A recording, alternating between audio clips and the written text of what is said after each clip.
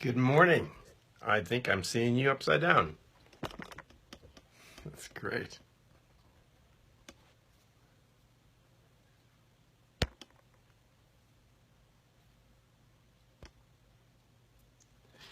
Well, I believe you're seeing this. I began working with Facebook to make sure that you do, but this is Jeffrey Paul with an inspiration, in fact, a longer inspiration today.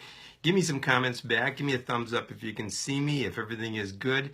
I want to be sure that you're getting this broadcast because it's an important message, a real important message. You know why? Because yesterday's message was, do you believe there's a plan for your life, especially when things get bumpy and rocky? Well, I've got to share with you, it's really, really important that you understand there is a plan for your life. There's a plan that is just incredibly laid out for your life, written on your heart, right here, right inside, within the spiritual realm of your mind that really gives you the insights. But when bumps come and things begin to block that plan, then we've got some other issues. So today's lesson, thank God, we've got an opportunity because it's Sunday. We're going to extend the lesson. So it digs down deeper to that plan that represents your life that God has prepared for you in advance, not to harm you, but to prosper and bless you, to give you a hope and long life. Jeremiah 29:11 through 14 that I talked about yesterday. So now, here's my question for today. What blocks your life plan? What causes the stumbling blocks to get in front of you in your life plan? What is it? What do you think it is? Well, I've got some insights that I want to share with you that are very important. You write these down and see if you examine your heart, your life, your circumstances, your situation, whether or not this is the very thing that begins to block and cause you to trip and fall back into the old way of life when you're trying so challenged and so adamantly to really live life forward better than ever before, abundant life. Are you ready to learn that? All right, get your pencils and paper. I'm going to take a sip of coffee. Excuse me. I waited all morning for that because I knew you were going to be here. And I want to wish my beautiful sister, Judith Maria, who's on with us, a happiest ever birthday. My prayer for her was that she would just be blessed this day as the beginning of the rest of her life, each and every day getting blessed more and more. So all of you give her a thumbs up and a heart to say hello and happy birthday to her because she's out there. Thank you, thank you, thank you. Hey, listen, the stumbling blocks are really important. And this comes out of a basic principle and teaching out of Isaiah. Chapter 30, verse 15 through 26. What it says is, let's go back a ways. Let's go back about 3-4 weeks when you started to write your goals, when you started to write your life plan. And even 2 months ago when I started to teach you how to build and structure a life plan, and not just goals for achievement, but a life plan to really live life forward. And we talked a lot about that over the weeks of November and December and into the beginning of January. But now we're into the 3rd or 4th week of January. And what happens? What happens now? Well, we shared earlier last week about the quitting line. We've just got hit that quitting line that most people give up on their goals, on their changes, their transformations. Well, here's what Isaiah 30 says. You go and watch the Inspirations with Jeffrey Paul. This is a little ad lib of my own. But you go and listen to anyone, and you get motivated, you get inspired, and you begin to write down and build your plan. And then you run off as fast as you can. You come out like it's absolutely a 50-yard dash. You're running hard. You're doing everything you can, one day after another. And suddenly you're out of gas, you're out of inspiration, you're out of motivation. And circumstances around your life are beginning to look not like you were hoping they would. You start to see life and circumstances and situations not keeping up with the pace that you want to get to. And then it says in Isaiah 30, you end up like a flagstaff at the top of the mountain with no flag. You're just empty. You're just there. Have you ever felt that? in your goal setting and your circumstances not matching up and seeming like you're just fighting uphill battle all the time and you get more worn out, more exhausted, and just want to quit. Well, here's the issue. Too much, too many, and too fast. And that principle is an addiction type of mentality. We all come out of in life, and especially New Year's and resolutions and goal setting, we come out like it's a 50-yard dash. Wrong pace. That's what blocks so often or trips up the plan of your goal, your life that God has prepared for you in advance. Yes, the rhythm that you live your life under, and that's what we're going to talk about, is the difference between you getting to the finish line at the best time, at the best circumstances, in the best situation, versus falling short way before the finish line. Because life is not a 50-yard dash. Now, I speak from perfect experience. I ran in track fast. I was fastest one on the football team. I was the speedster. In fact, my coach in Westlake High School literally would put me 5 yards in advance of the entire team, and their job was to catch me and tackle me. And I can tell you, I beat that more times than not that they didn't catch me because I was extremely fast. But when it came to running distance, my coach, who was also the coach on the track team, wanted to put me in a long race. I blasted off the beginning and crashed in energy halfway through. Didn't have the gas. I came like my wheels came off. And I would almost be last every time, and that's discouraging. Well, Jeff, I know that's what you did in school. What are you telling me that for? Would might be your question. Well, life is the same way as that.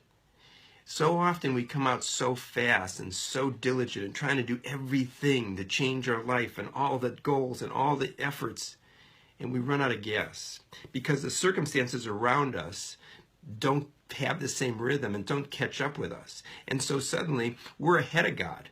Or we're behind God because we just got so exhausted we collapsed and had to take a rest. So, Jeff, what's the answer? What is the answer? I have the answer for you. It comes again out of Scripture. I want you to hear this. This comes out of the Message translation. It's really incredible. Out of Matthew 11, 28 through 30. It talks about the unforced rhythm of grace. Let me say that again. The unforced rhythm of grace.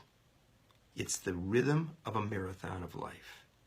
It is not just a fast track to the end of the week, but it's the reality of going through every week, every day, every month, every year on a progressive level, moving forward, getting ahead, getting further, getting beyond what you could ask or imagine.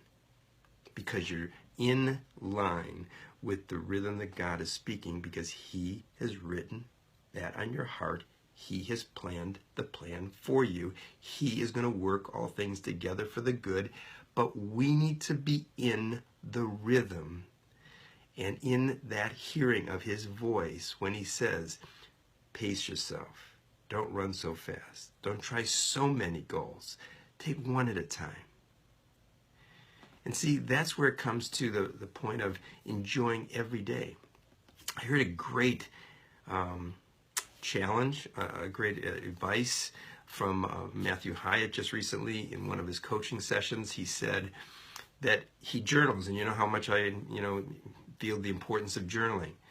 That he every day, before he goes to bed, he counts 3 wins of the day.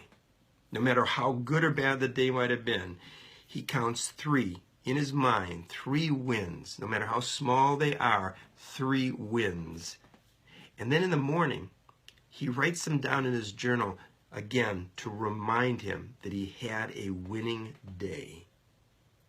And now it starts the momentum, the rhythm of another winning day. And that night, he goes home, and before he goes to bed, he remembers 3 wins. He recognizes 3 wins that he had in his day, no matter how small, no matter how large. I just repeated myself. Why? Because I want you to hear this. If you continue to find the good and take one day at a time, not worrying about tomorrow so much, not worrying about the end of the race so much, not worrying about the end of the goal and how you're going to put all these pieces together to make it work, which gets you frustrated and gets you crazy. Just taking one step and celebrating the step. Take one more step and celebrating it. One more step and celebrating it again. As you do that, you build a momentum. You build that rhythm of grace. It's no longer hard, the unforced, unhuman forced, but spiritually enforced. I'll say that again. Not humanly forced, but spiritually reinforced, enforced, and empowered from within you. It's a complete different game. I'm telling you, it's a complete different game. You can try as hard as you want. And I just listened to a psychologist recently on a talk program and an interview that they did on him. He was talking about what happens in our minds when we start off on goals or we start off on a change. It doesn't matter what it is. We start out with an adrenaline, and our system actually is giving off dopamine, and it's giving incredible chemistry to the body to kind of inspire you and to get you to run. Except when things don't change, suddenly the other things in our mind and our heart begin to give another type of chemistry off that actually depletes us, depresses us, fatigues us, makes us weary. Have you been there? So why do I say that to you? Because you are successful. You're challenging every day to do well. You're here every day to truly be inspired. Because I don't want you to run out of gas. Hear me? I don't want you to run out of gas. I want you to run the unforced rhythm of grace to achieve your life forward, to achieve your goals, to achieve the plan that has been made and written on your heart by God. And so here's your challenge. As Michael Hyatt had shared, and I'm going to share back to you as a recommendation and an exercise today, before you start any further going down the path of Sunday, sit down and write, what are 3 wins you had yesterday? One of you right out there might say, oh man, Jeff, yesterday was such a bad day. I can't think of anything good. Well, then spend time thinking upon the good. Philippians 4:8. Why? Because you need to understand how to dig down and find those 1, 2, 3 wins from yesterday so that you begin to feel the momentum of success of today. And now move in today with already a winning attitude, a winning feeling, like you're going to go and get it. You know what it's like? When you feel like you're a winner, when you feel like you can do it, you do it. When you have the motivation and inspiration, you can do what you never think you could do. But if you have the reversed, where it feels like I'm a loss, a loser, no finisher, whatever it might be, you can't get that momentum going. And even though you might try to do the gyrations in your head and the gymnastics in your thinking to get ahead, to get your mind thinking going in a winning level, you don't. Not for the whole day. It becomes a dash again, and then crash. So right now, your challenge before 8 o'clock or 8:30 today, you take and write down in your journal 3 wins from yesterday. Write them down, detail them, get up and do your happy dance if necessary, smile in the mirror, whatever gives you that breath of energy that gives you the ability to continue on in that momentum. Then tonight, when you come home, write down the 3 wins from today before you go to bed, just before you go to bed. Do it right by your bedside, but don't do it in your pillow, because if you start laying down, you're going to fall asleep.